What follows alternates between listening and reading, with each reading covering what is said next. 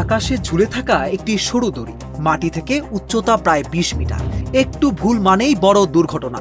অথচ সেই দড়ির ওপরই এমন গতিতে ছুটলেন একজন মানুষ, যা ভেঙে দিল বিশ্ব রেকর্ড। মাত্র কয়েক সেকেন্ডের সেই দৌড় এখন ক্রীড়া বিশ্বের সবচেয়ে আলোচিত মুহূর্তগুলোর একটি। সুইজারল্যান্ডের লাক্সে অনুষ্ঠিত হাইলাইন ওয়ার্ল্ড চ্যাম্পিয়নশিপে এবার যেন একের পর এক ইতিহাস লেখা হয়েছে। পুরুষদের স্পিড লাইন ইভেন্টে বিশ্ব রেকর্ড একবার নয়, দুইবার নয়, মোট 4 বার ভেঙেছে। আর শেষ পর্যন্ত সবার ওপর উঠে আসেন চীনের লিয়াংপেং লি।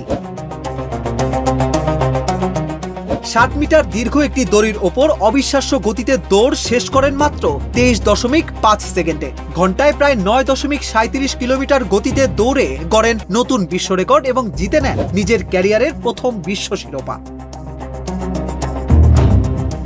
এই প্রতিযোগিতায় বিশ্বের 41 জন সেরা অ্যাথলেট অংশ নেন। মাটি থেকে প্রায় 20 মিটার ওপরে ঝুলানো 60 থেকে 100 মিটার দীর্ঘ 5টি সমান্তরাল দড়ির ওপর চলে ভারসাম্য, গতি আর সাহসের চূড়ান্ত পরীক্ষা।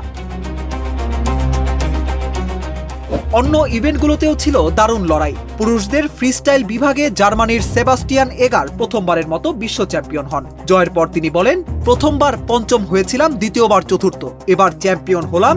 এমন ফল আশা করিনি, তাই আমি ভীষণ আনন্দিত।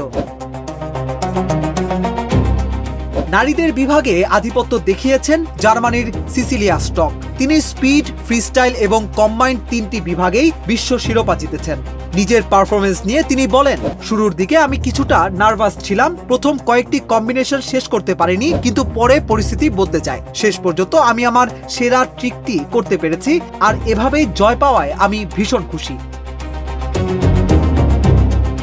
দড়ির ওপর এই প্রতিযোগিতা শুধু গতি বা কৌশলের নয়, এটি সাহস, মনোযোগ আর আত্মবিশ্বাসেরও এক অসাধারণ পরীক্ষা। আর সেই পরীক্ষায় বিশ্বকে নতুন ইতিহাস উপহার দিলেন চীনের লিয়াংপেং লি।